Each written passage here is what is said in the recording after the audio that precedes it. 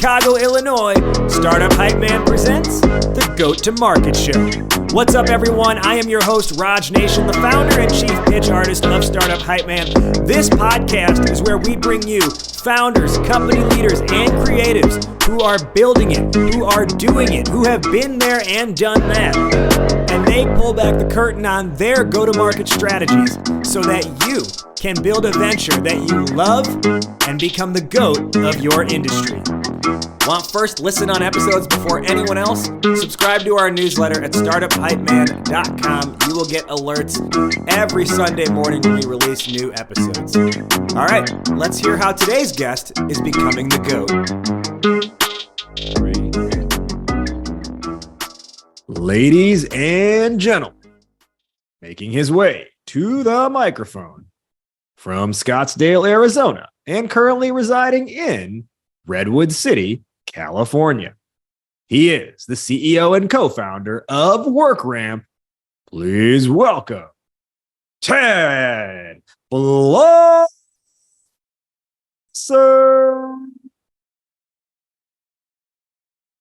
Raj, thanks for having me. Excited to be here.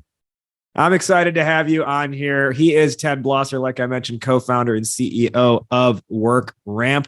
What is WorkRamp? Well, they are an LMS solution, one platform to power all your employee and customer learning, helping you boost employee performance and supercharge customer education with their learning cloud.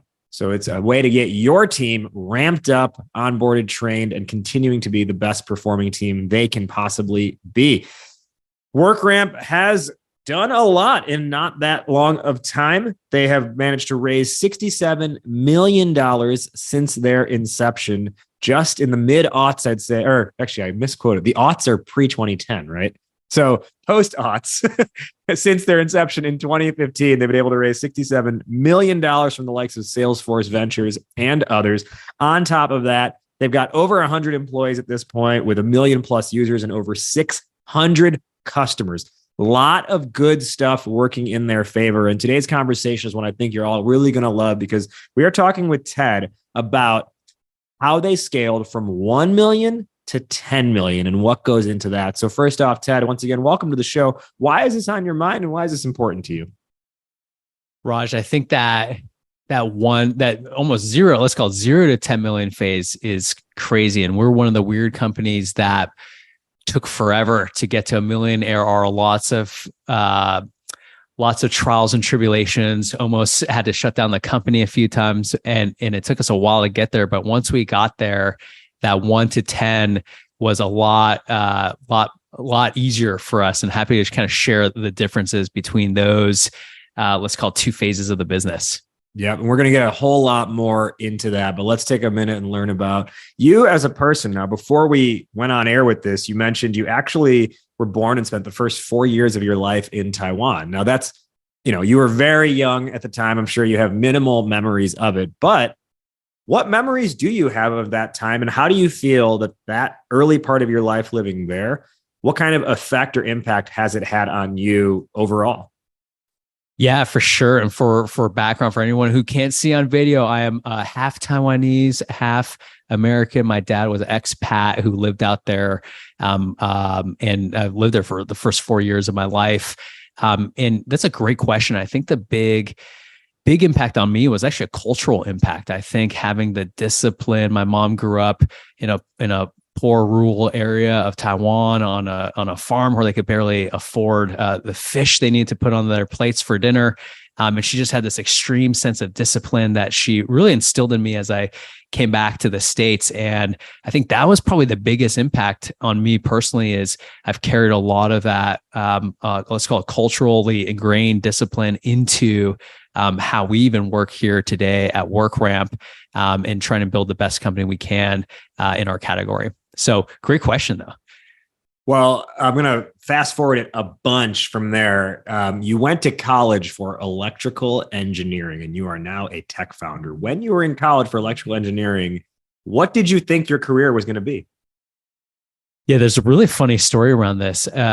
I was almost forced to sign up for double E because my dad was a double E. And he said, Ted, if I'm paying for college, all this money to a private wait, university, is that insider lingo for electrical engineering? You call it double E? Okay.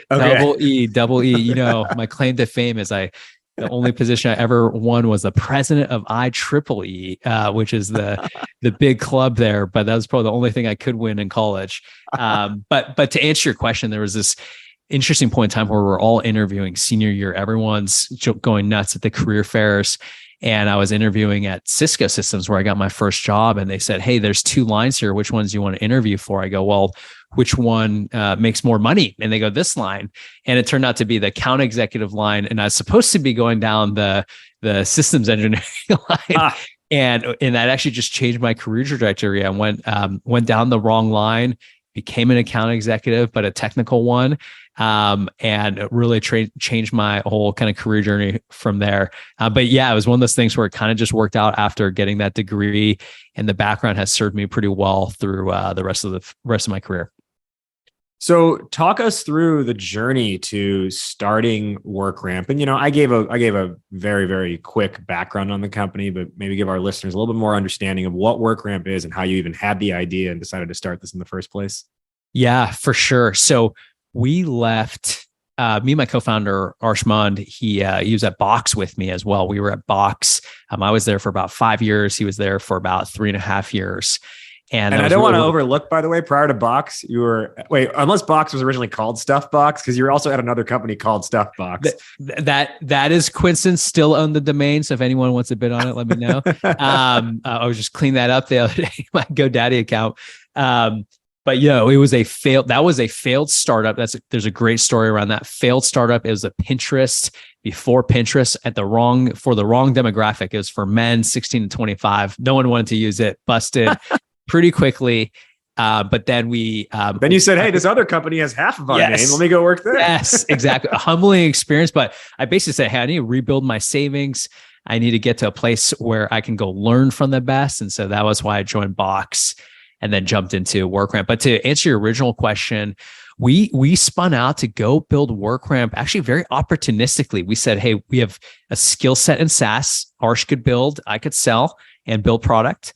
And we said, let's go look opportunistically at very large categories that no one's really paying attention to. And so this reminded me of Jeff Lawson's story with Twilio. He did a similar thing where it wasn't like I had a background in education or my parents were teachers or had some crazy passion around training. It was more around, hey, what is a big opportunity where we could go make a difference? And that was when we found this learning category that no one was paying attention to. And then it was off to the races from there. And I'm sure we'll dive into a lot of the stories from there, but that was how we found the category. We just found a big one and planted our flag in it and started working our way up. And you really have worked your way up, right? Like, Box became an early customer. I'm sure you were able to turn back to them and say, hey, work with us. But aside from that, actually lay customer with Box, they took like 4 years to sell. Okay. All right. So it wasn't an easy turnaround and work with us. Okay.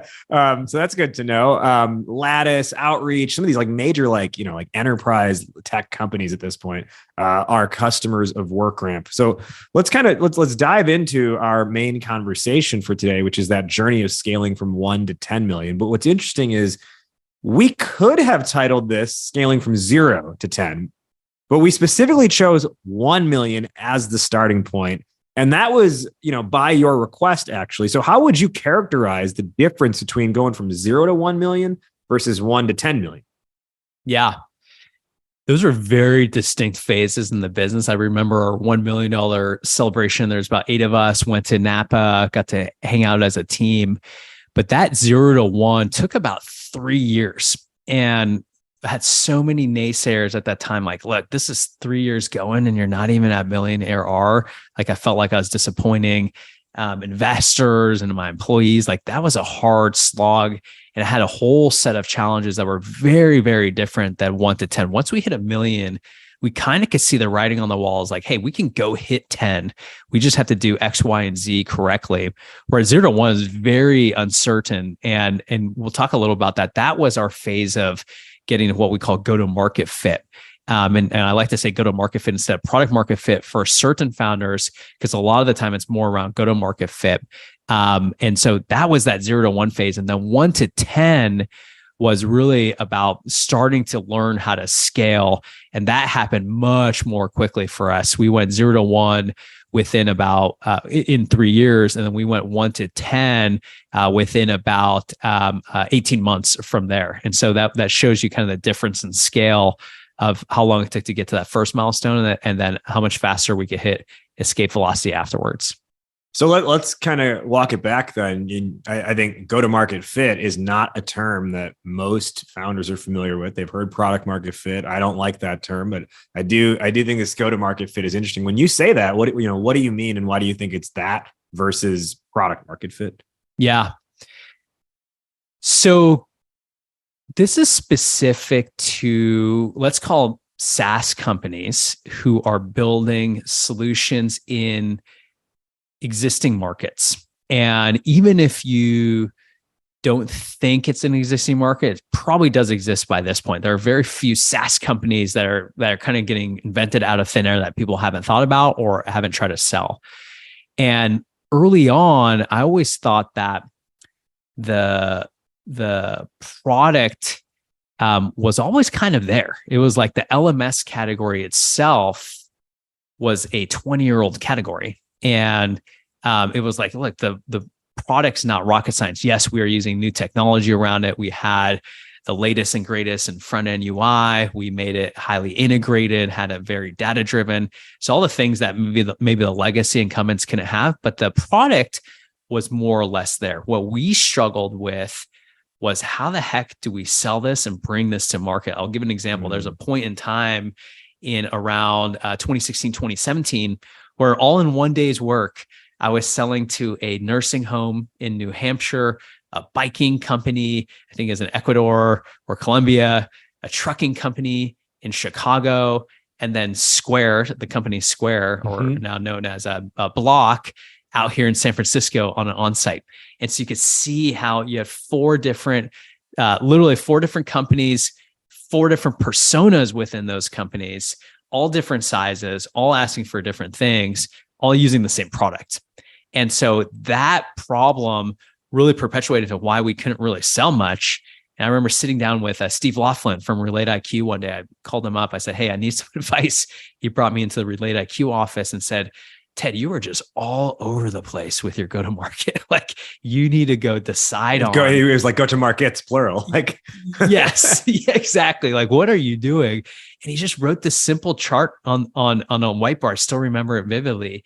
And he's like, look, here at Relate IQ, we say we only sell to people under 100 employees that use Google Apps. You can't even sign in without a Google Apps sign in. And this is our target market. And we're selling to sales CRM buyers.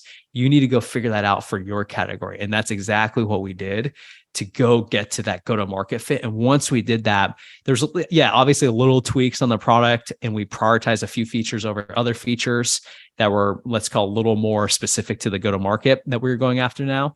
But from there, that's how we start to scale from, get to 1 and then scale from 1 to 10. Yeah. Well, and I'll tell you a related anecdote that I can share from personal experience. And I may have said this in some episode in the past, but my first business, and this was on a much smaller scale, but we struggled with that same thing, which was like, who is the right buyer for this? And the moment when we knew we needed to shut it down, is we had an exhibit booth at 2 different conferences on back-to-back days. Thursday, we were at an ed tech conference selling, we had developed this personal branding program basically. And so we were at this ed tech conference, and we were there being like, oh, there are people here who are looking for jobs. They need to have a personal brand in order to get hired to these companies, et cetera. The next day we were it was called the Google Lake Effects Conference, which was for artists, creatives, and creators. And we were selling the same, we were promoting the same product at our booth there, being like, oh, if you're an artist, like, you got to have like a brand, right? And we had the exact same product, 2 different markets. And then we came back on Monday and we were like, what are we doing? Now we ultimately we tanked the whole thing, but you plowed through. So I am curious, why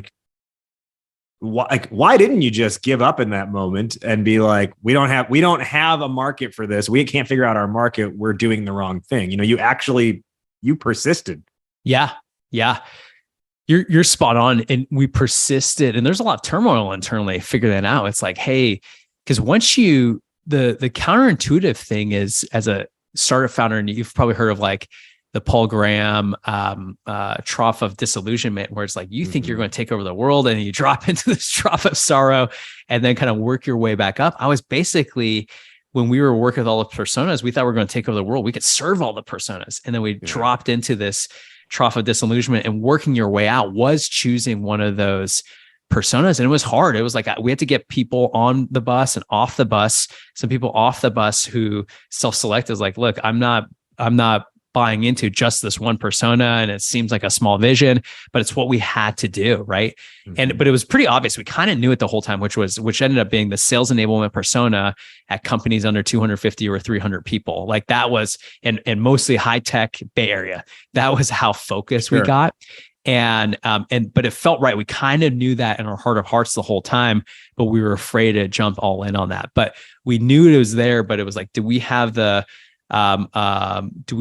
guts to actually go make the move? And we had to. It was kind of like, look, if we didn't do this, there's no way we were getting to our Series A, and time was ticking, and we had to make a decision and make a bet. So that was a bet in and of itself. I think it's so important that you had to make that bet. And here's the challenge when you don't know who your specific market is there's a difference between good revenue and bad revenue, right? Like good revenue informs your next decision. Bad revenue distracts you from it. And it can be really hard if you're kind of being pulled in 4 different directions at once, because whichever direction you choose, you said it takes guts to do that. It really does, because you're also saying, I'm going to intentionally sacrifice these other 3 things that have paid me money. Even if it's not good money, it's like you're trying to keep the thing afloat, and you're like, I'm going to sacrifice these other things that have paid us money and could still pay us money to just go all in on this one area. That level of specificity is required, but it's not easy if you have that pulled in multiple directions base that you're coming from. Yeah, I remember sending my co-founder the podcast from Kyle Porter at SalesLoft. And I think it was like 7 or 8 million ARR he was already at before he pivoted over to SalesLoft. And I was saying, hey, if this guy has the guts to switch over at 7 or 8 million, we're at like 100,000 ARR, or 200,000 ARR at that time. It's like, if this guy has the guts to do it, it's like, we should have the guts to go make a bet like that, right? And so there have been people who have made big bets, even companies. I was watching the Kings Warriors game the other day, and Dialpad's sponsoring the Kings. So I looked up Dialpad, and I was like, dang, this company's at 200 million ARR, and the CEO, Craig Walker, is burning the ships on AI. I'm like, this guy is crazy. But it's crazy how much conviction some of these founders have to have or do have, and they push that through the company. That's a big bet. This guy is betting the whole farm on the AI push. Not like everyone else who's just kind of dipping their toes in the water, but it shows an example. Is like, hey, you have to make these big bets at certain points in the startup journey. I noticed that as well. I was like, oh, interesting. The Kings jerseys are sponsored by and it's weird because it's like, that's a name I see every day almost, right? Like being in tech. Like I'm used to seeing sponsorships being like major insurance companies or whatever. And then I'm like, Dialpad, that's interesting. And then I was like, they're a lot bigger than I gave them credit for if they can sponsor NBA jerseys. Yeah, one of our investors is Vivek Ranadive, the owner of the Kings. But I was like, where are my tickets, man? Like, no tickets, no jersey logos. But maybe in the future we're aspiring to that. Okay, so you create this specificity. So now what changes once you cross $1 million? Yeah, there was a lot of change past $1 million. I could talk at a high level about some of those changes, and then some of the things we ran into. But once you hit $1 million, that 1 to 10 journey almost feels a little bit more like autopilot, but it's all about distribution scale. And so by the time we hit $1 million, we were about 12 to 13 employees. And then 1 to 10, we went from 13 employees. I'm trying to think back now to about, I think it was about 60 employees by the time we got to 10 million, 50, 60 employees. And then that time is all about building all the different functions and getting ready for scale and just getting the repeatable model going. And so you'll hire and fire some sales reps, You will build out your first CS team for real and start maybe even segmenting that CS team. You now have more than 3 engineers now. So before, literally, when an engineer would go on vacation, we would freak out, right? Because you literally didn't have that redundancy. But that 1 to 10 period was all about the scale that we need to hit, and then figuring out, hey, what works and what doesn't work in that scale. And that's actually, we have a ton of learnings from that, but it felt a lot less existential. I actually slept way better at night 1 to 10 than I slept 0 to 1, right? Way less stress. And it's more about just figuring the things out. And you have a few more shots and a few more kind of arrows to shoot at the target, because you have some more flexibility to make those mistakes. And is it because you've got that foundation in place now, and you're not like, I don't want to sound like crass in saying this, but like, you don't have to worry about the next dollar, where the next dollar is coming from as much? Is it that where you can sleep easier?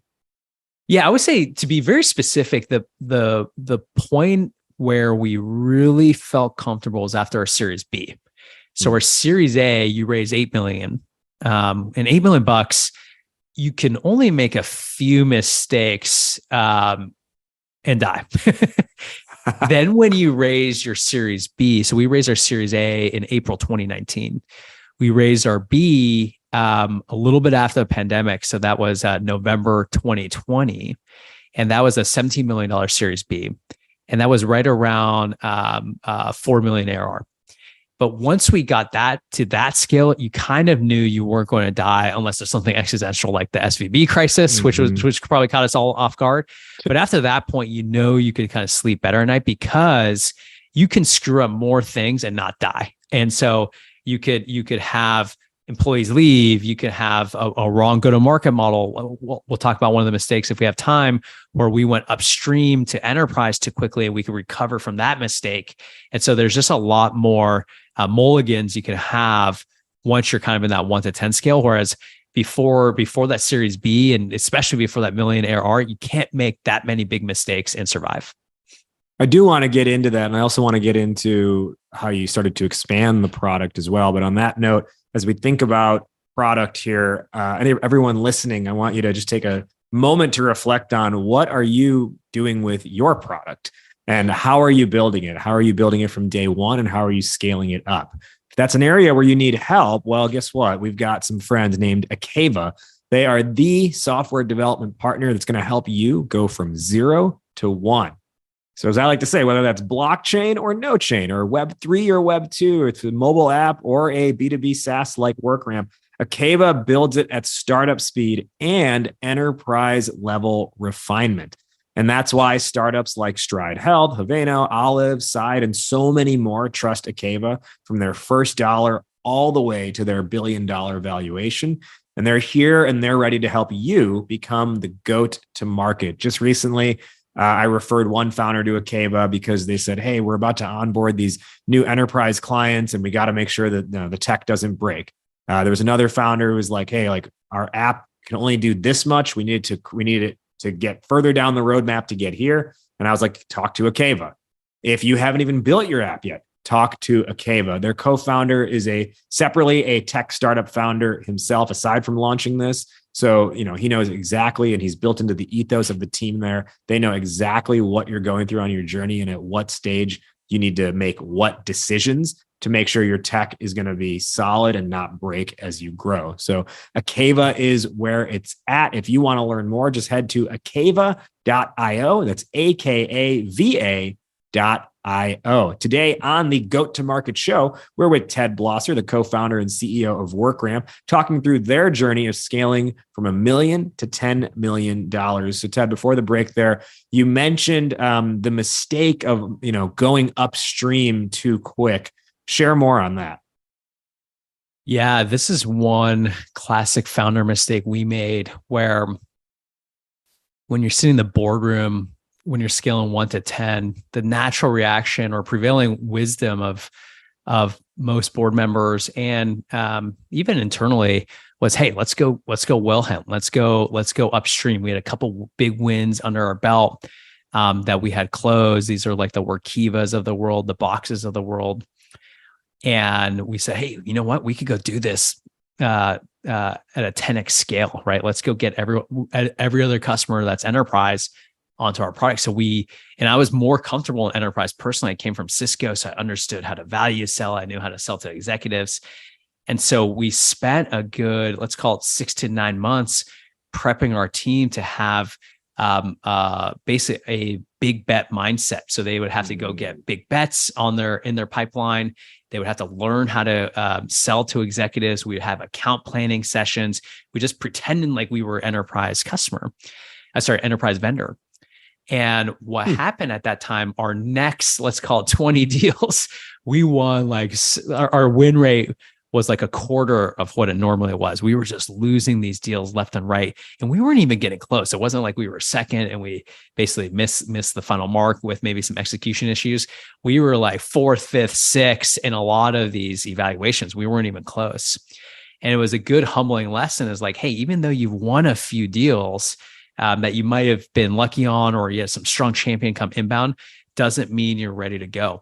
Now, on the flip side, what we were ignoring was where the traction was actually coming from, which is mid-market SMB. In our world, this is sub couple thousand employees, where we were getting a lot of inbound there, but we were kind of ignoring it because we were kind of telling ourselves this lie that we should go upstream. And so the learning lesson there is, and then we pulled back downstream. And now that's kind of where we own the category for now. Right now, it's anything kind of sub 5,000 employees is really our sweet spot, or groups that are sub 5,000 within companies. But when we came downstream, everything started to click a lot more. And so Brian Halligan at HubSpot said this. He had a very similar issue where he was very focused on enterprise. It was unnatural for him to come downstream. But once he did, growth really to start to take off. So good learning lesson. A lot of founders out there that, hey, even though people say enterprise is where you want to go, it's not always the case. There are plenty of great companies that could be built in the SMB mid-market segment. I love that. And as you started to then hone in on this as your mid-market, you did something that I think goes against the grain of what's typically advised, which is you started to expand the product, right? I think most people will say like, no, just sell one thing, scale it up, get really good at selling that, be ultra focused, ultra specialized, ultra niche.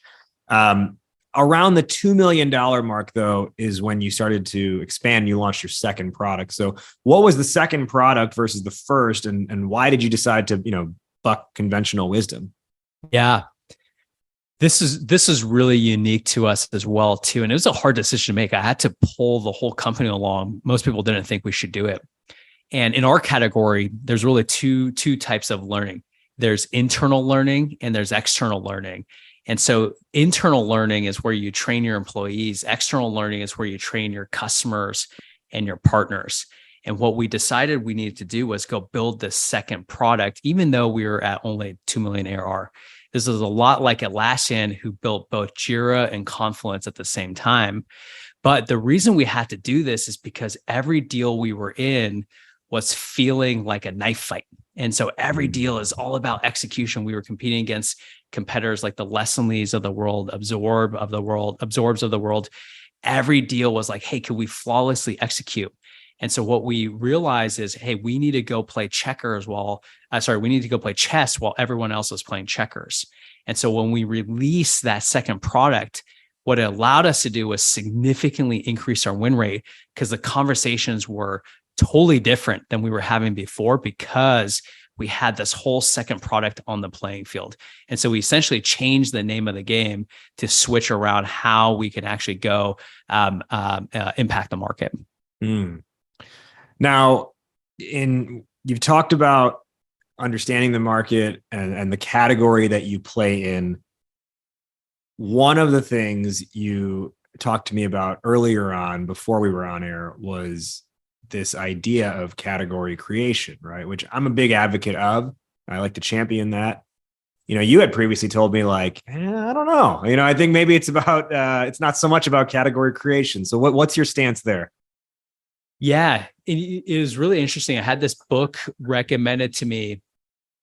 Play Bigger, I presume? Play Bigger. Yep. Yes, Play Bigger. And, I love this book. I read this book and I was just hyped after reading it. And this is back in the 0 to 1 phase where I was like, you know what, we need to have a category that we define for ourselves. And we called that category at the time, we called it business execution. And we're like, let's go be the business execution platform. Had nothing to do with learning. We just said, hey, if you learn, you can execute better as a business. And so you would hear that and it would sound kind of sexy on paper, but we get into customer calls and they'd be like, wait, what's business execution? Is that what like Workday does? Isn't that what like my CRM does? Like, why are you guys the business execution platform? And it played well in the investor pitch because investors are like, yeah, that sounds cool. Let's go invest in that. It's easy to explain to partners as a big vision. But what we were really ignoring was all of our customers and prospects were like, oh, you're an LMS. Like, we're looking for an LMS. Are you an LMS? And I literally shy away from saying the words LMS. And so for me, the learning lesson there was we weren't actually defining a new category. We were redefining a category. And at the top of the call, we talked a little about, on the top of the podcast, we talked a little about redefining the category as a way to go because SaaS pretty much has every category built for it right now. But you have the opportunity to say, hey, I am the Gen 2 version of this category. I'm the Gen 3 version of this category. I'm AI infused now. That's where the market's going. Or, hey, I am more platform-based. That's where the market's going. Or I am a bundled solution. That's where the market's going. And so that's where we were able to say, hey, we are redefining how this category should be built. And for us personally, we said, hey, the future of this learning category is what we call the learning cloud. It is a new age LMS, which bundles all of your different learning needs onto one platform itself. You know, I think so.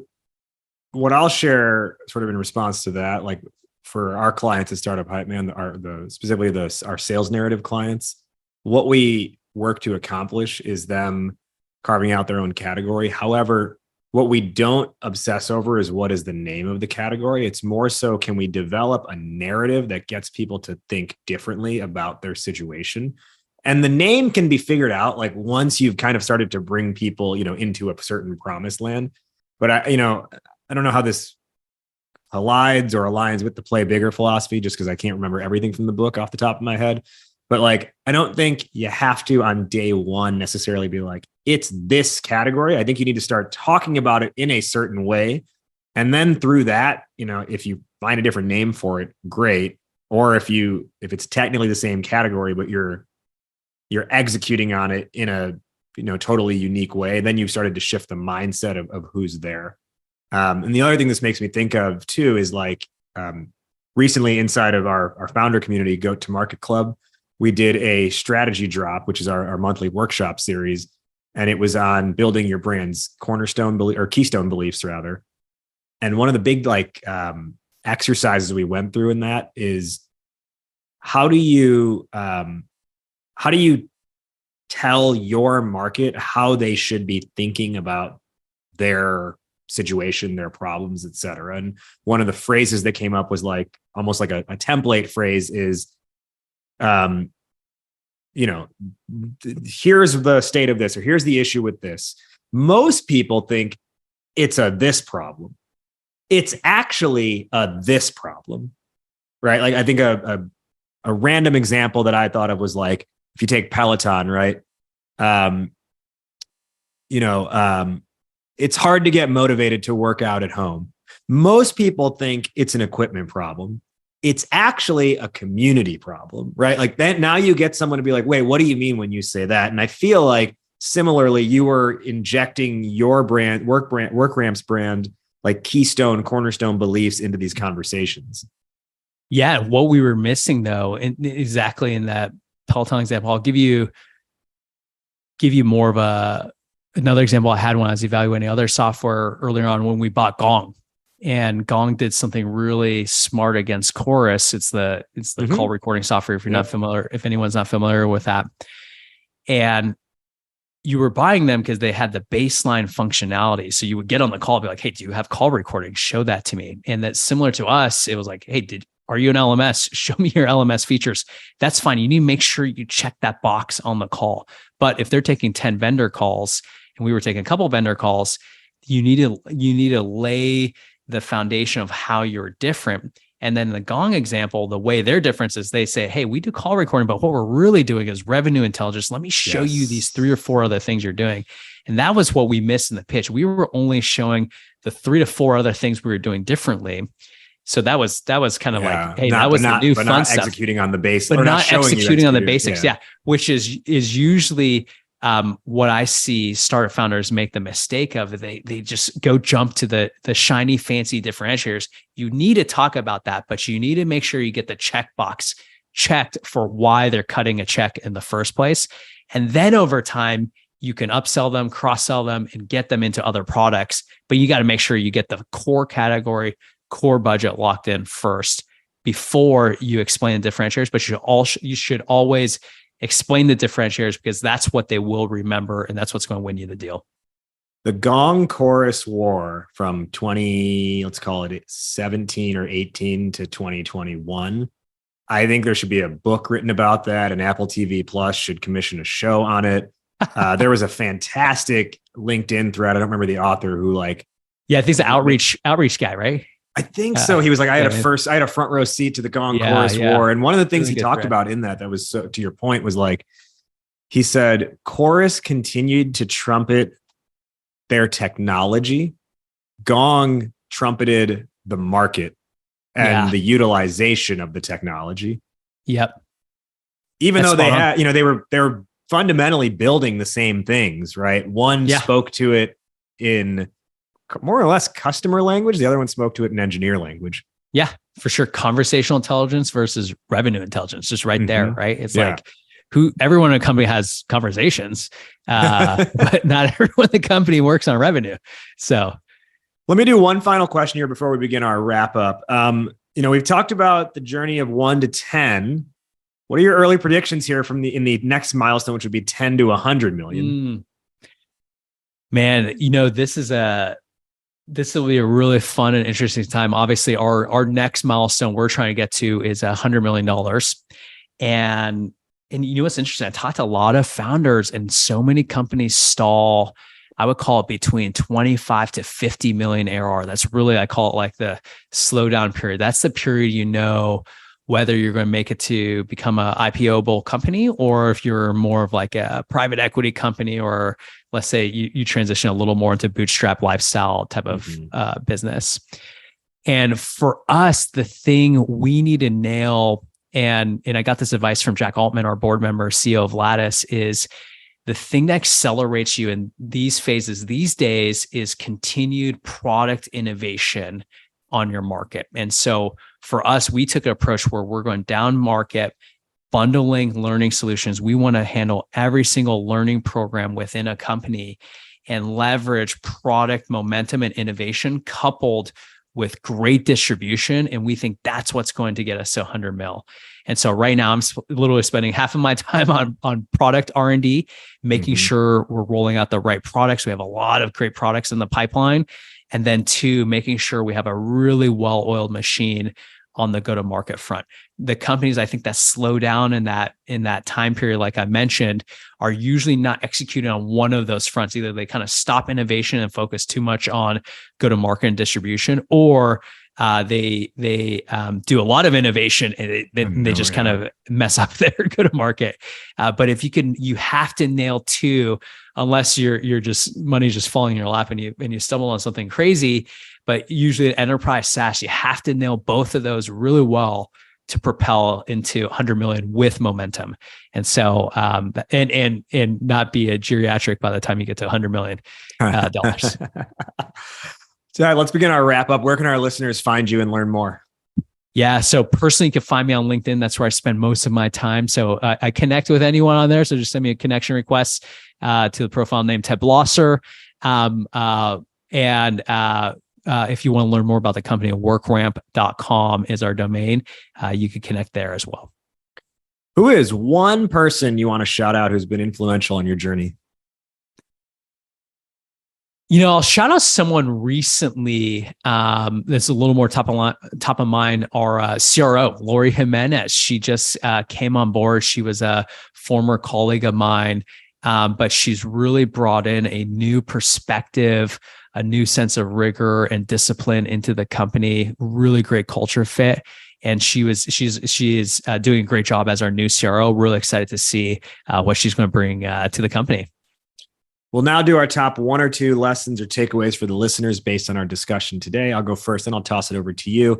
The topic today was scaling from 1 million to 10 million. We talked about a lot of good stuff in this episode. I think what I want to dial into and make sure everyone walks away with is the importance of focusing on distribution at scale. You unlock distribution at scale, and everything becomes easier from there.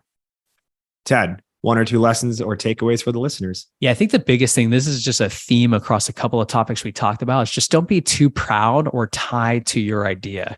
Listen to what your customers are telling you. I was too proud thinking about the category we were creating. I was too proud around, hey, focusing on just one segment, right? But kind of toss that aside. You just got to do what customers are asking you. That's where you'll get your growth. And basically don't have too strong of beliefs that you hold on to, because the market's always changing, and you can most likely you're always wrong. You got to make sure listen to what the market's telling you. My final question, which is how we end every episode on this show, fill in the blank, Ted. Entrepreneurship is blank. I would say entrepreneurship is a marathon that requires consistency. And so, especially in the enterprise SaaS category, you see Jason Lemkin talk a lot about that. It's a 10-year plus journey. It's totally true. Be ready for the marathon, be consistent, but bring the energy every day to make sure you can keep everyone motivated. Entrepreneurship is a marathon. It was a marathon that requires consistency. Is that right? Yes, right? Exactly. All right. Exactly. I love it. I have 100 more questions I want to ask Ted, and listeners, if you have questions as well, I'm sure there's a lot of more things that are bubbling up to the surface as you've been listening to this. Guess what? The journey doesn't end here. Ted's going to hop into the Goat to Market Club this whole first week that this episode is live. And that's where he's going to be doing an Ask Me Anything directly with you. So get your questions ready. He's there to answer. If you've got questions around how they decided that they were going to redefine the category, how they started to, expand the product and continue their go-to-market journey. If you got questions about what it's like being a startup founder with 3 kids, right? These are all questions Ted is happy to answer inside Goat to Market Club. So if you're not a member, what are you waiting for? Join at startuphypeman.com/GTM-club. That's startuphypeman.com/GTM or startuphypeman.com/GTM-club. Your first month is free, and then it's $9 a month after that. You can cancel anytime. Join now to get that AMA with Ted. Once again, Ted, thank you for joining us today on the Goat to Market Show. Raj, it's great being here. Thank you. That does it for this week's episode. Thank you again to our guests for joining and sharing their knowledge. Did you like what you heard? Well, leave us a rating and review on your podcast app before you head out of here. And while you're at it, who's one friend who you think would find value in hearing today's conversation? Go ahead and share the episode with them. I would really appreciate it, and I thank you for doing that. Remember, we've got more going down with our guest inside Goat to Market Club. Think of it like the after show, the after party, the after hours special. Our guest is going to hop inside the club and do an Ask Me Anything. So you can follow up with any of those questions that came to mind as you were listening. You can follow up and ask them to our guest inside our club. To join, just head to startuphypeman.com/GTM-club. startuphypeman.com/GTM-club. GTM Club is $9 a month, but your first month is free. You can cancel anytime, and you're not only getting the AMAs, you're also getting our monthly strategy drops that are for members only, where we're teaching hyper-specific tactical go-to-market strategies, plus cool member-to-member interactions and other bonus resources. All of that happens inside the club. So again, startuphypeman.com/GTM-club. We'll see you inside the club, and we'll see you next week. But before you head out, remember, why be a unicorn when you can be the GOAT?